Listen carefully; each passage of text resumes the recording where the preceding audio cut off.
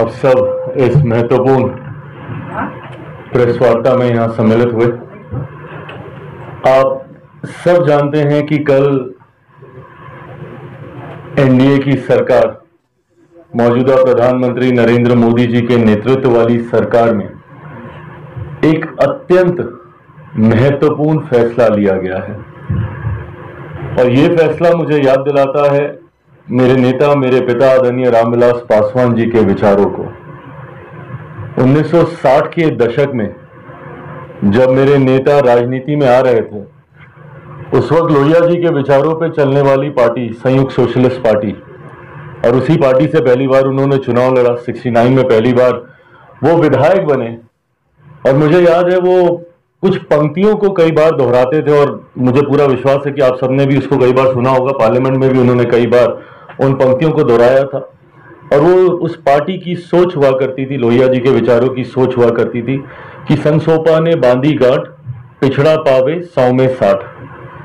आज मुझे लगता है कि उस विचार को पूरा करने के लिए, इस नारे को पूरा करने के लिए एक अत्यंत महत्वपूर्ण नरेंद्र मोदी जी में ही हो सकती है कि वो इतना मजबूत कदम, जो सही मायनों में सामाजिक न्याय को मजबूती देने का काम करता है, ये कदम आज उन्होंने उठाने का काम किया। सबसे पहले तो मैं अपनी तरफ से, मेरी पार्टी लोक जनशक्ति पार्टी रामविलास की तरफ से, मैं मेरे प्रधानमंत्री जी का हृदय से आभार प्रकट करता हूं कि आज उन्होंने एक ऐतिहासिक फैसला लेते हुए, क्योंकि दशकों से इसके ऊपर राजनीति होती रही है और तमाम राजनीतिक दलों ने समय समय पर इसको एक राजनीतिक हथियार बनाना। हम सब ने देखा कि जब जब चुनाव आते हैं या अलग अलग राज्यों में चुनाव आते हैं, तो सिर्फ जाति आधारित जनगणना को जितने भी विपक्ष के दल हैं,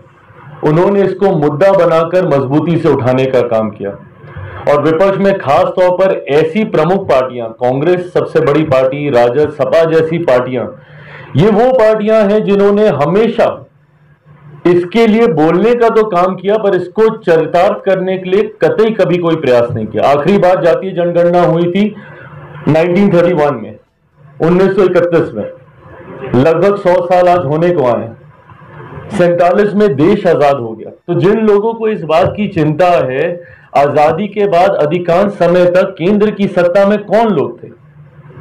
अगर मैं कांग्रेस का नाम लेके जिक्र करूं, तो क्या आजादी के बाद अधिकांश समय तक कांग्रेस सत्ता में थी, केंद्र की सत्ता में थी? अलग अलग राज्यों में इनके अपने मुख्यमंत्री थे, पूर्ण बहुमत की सरकारें उन राज्यों में इनकी थी।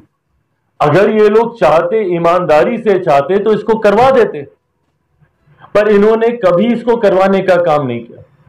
जनगणना तो छोड़िए, इन्होंने अपने अपने राज्यों में जहां पे इनके मुख्यमंत्री थे, वहां पे इन्होंने सर्वे तक कराने का काम नहीं किया, क्योंकि जनगणना पूरी तरीके से केंद्र सरकार के अधिकार का विषय है। और जिन जिन राज्यों में हुआ है वो सर्वे के माध्यम से हुआ, और कुछ राज्यों में तो बिना पारदर्शिता के हुआ। भगवान जाने कि उसमें कितनी सच्चाई है और कितने सही ढंग से इन्होंने किया है या नहीं किया।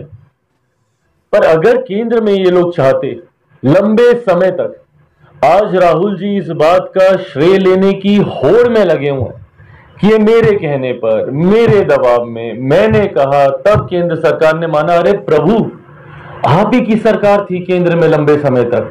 आपकी पार्टी के तो छोड़ दीजिए, आपके परिवार के 3-3 प्रधानमंत्री थे देश में। अगर आप इतनी ही शिद्दत से चाहते थे कि देश में जाति आधारित जनगणना हो, तो इसको आप करवा लेते ना पहले। पर आपने इसको सिर्फ एक पॉलिटिकल वेपन की तरह इस्तेमाल करने का काम किया। जब जब चुनाव आते थे, आपने इसको एक राजनीतिक हथियार बनाकर लोगों की भावनाओं को सिर्फ भड़काने का काम किया। और आज जब हमारी सरकार ने इस मांग को पूरा करने का काम किया, स्वाभाविक है इसमें हम लोग भी चाहते थे। और मुझे तो आज तो मैं कम से कम आप सबके सामने इस बात को सीना चौड़ा करके बोल तो सकता हूं, क्योंकि कई बार आप लोग मुझे इसी बात पे घेरते थे कि अरे आपको और बीजेपी में मतभेद है। आप तो बोलते हैं जातीय आधारित जनगणना हो, पर भाजपा नहीं चाहती, तो गठबंधन के भीतर ही दरारें हैं। कितने मंचों पर मुझसे यह सवाल पूछा गया।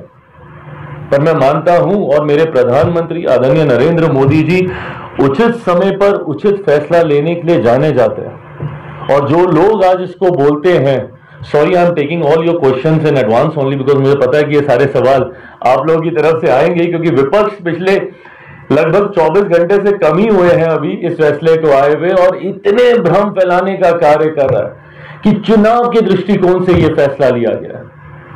भैया एक राज्य में चुनाव, बिहार में एक राज्य में चुनाव में के लिए आप राष्ट्रीय स्तर पर जाति आधारित जनगणना का फैसला ले लेंगे, और अगर यह फैसला चुनावी दृष्टि से लेना ही होता तो हम लोग लोकसभा से पहले इस फैसले को लेते ना, लोकसभा चुनाव से पहले यह फैसला लिया गया होता। पर हकीकत है, जैसा मैंने कहा कि मेरे प्रधानमंत्री की कार्यशैली ही उचित समय पर उचित फैसला लेने की है, और अब यह समय की मांग थी, this was the need of the hour. अब जरूरत थी कि यह जनगणना हो, ताकि सही मायनों में और समय समय पर, मैंने इस बात को मैंने कहा है, मैं जो हकीकत है देश की उसको भी आपको स्वीकारना होगा, और खासतौर पर मैं जिस राज्य से आता हूं, आयरनी है, विडंबना है, पर मुझे इस बात को स्वीकारने में भी फिर परहेज नहीं है कि अधिकांश विषयों पर जातीय प्रमुखता बन जाती है। कई राज्य ऐसे हैं जहां पे जाति के ही आधार पर राजनीति होने लगती है।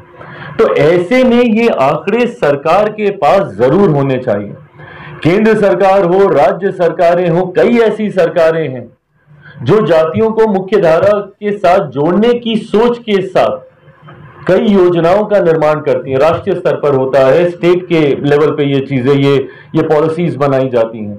तो ऐसे में कम से कम सरकार के पास ये आंकड़े हों, ये जरूरी है। कई बार माननीय न्यायालय के द्वारा भी अलग अलग विषयों पर इन आंकड़ों की मांग की गई है जो सरकारों के पास नहीं होते थे, और सही आंकड़े तो नहीं हुए कभी, क्योंकि आजादी के बाद कभी जातीयता के आधार पर जनगणना हुई ही नहीं है। तो आज जब ये होने जा रहा है, मैं मानता हूं इससे समाज के उस वर्ग को मुख्य धारा के साथ जुड़ने का एक मजबूत अवसर, मौका मिलेगा, जो संभवतः आज तक केंद्र सरकार, राज्य सरकार की योजनाओं का लाभ नहीं ले पाया। या अगर मैं आरक्षण की भी बात करूं, उसमें भी कई जातियां ऐसी हैं, क्योंकि उस वर्ग में कोई और प्रमुख जातियां हैं जो उनका ज्यादा लाभ लेती हैं, वो बराबर की हिस्सेदारी समाज के हर वर्ग को मिले, इस सोच के साथ इस फैसले को लिया गया। और मुझे लगता है आज से खूबसूरत और क्या दिन हो सकता है जब आज मजदूर दिवस है, और समाज का एक बड़ा वर्ग है जो कि राष्ट्र के निर्माण में एक अहम भूमिका निभाता है, बट संभवतः जब भागीदारी की बात आती है तो वो मौका उसको नहीं मिलता। मुझे लगता है देश भर का एक बड़ा वर्ग जो कि मजदूरी के साथ जुड़ा हुआ है, जो कि राष्ट्र निर्माण में एक अहम भूमिका निभाने का काम करता है, जिसकी वजह से 2047 में हम लोग इस संकल्प के साथ बढ़ रहे हैं कि देश एक विकसित देश बनेगा, उसमें इन मजदूर भाइयों की अहम भूमिका है। इस फैसले से उनको भी बल मिलेगा।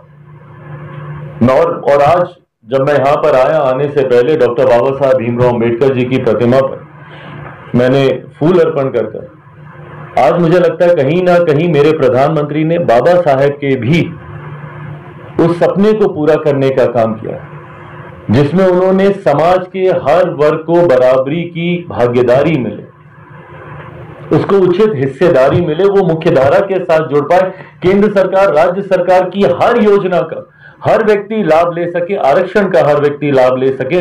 मुझे लगता है आज बाबा साहेब के उन सपने को मेरे प्रधानमंत्री ने पूरा करने का काम किया।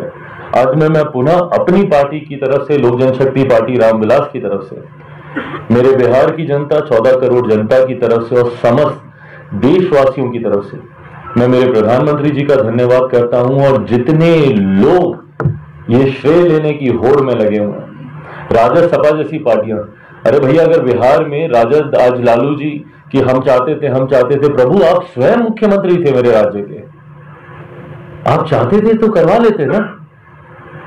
आपके परिवार से 2 मुख्यमंत्री रहे, आपके परिवार से उप मुख्यमंत्री रहे, आप चाहते तो करवा लेते। कब ये फैसला हुआ?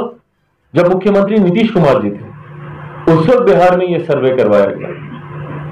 तो जितने लोग ये श्रेय लेने की होड़ में है, सपा ने तो करवाने का, सर्वे तक कराने की उन्होंने जहमत नहीं उठाई, श्रेय लेने की होड़ में लगे हुए हैं कि ये होना चाहिए था, ये होना चाहिए था, या हमारे कहने पे ये हुआ है। अगर इस बात का श्रेय किसी एक व्यक्ति को जाता है तो वो सिर्फ और सिर्फ मेरे प्रधानमंत्री आदरणीय नरेंद्र मोदी जी। मैं अपने आप को भी इसमें नहीं जोड़ता।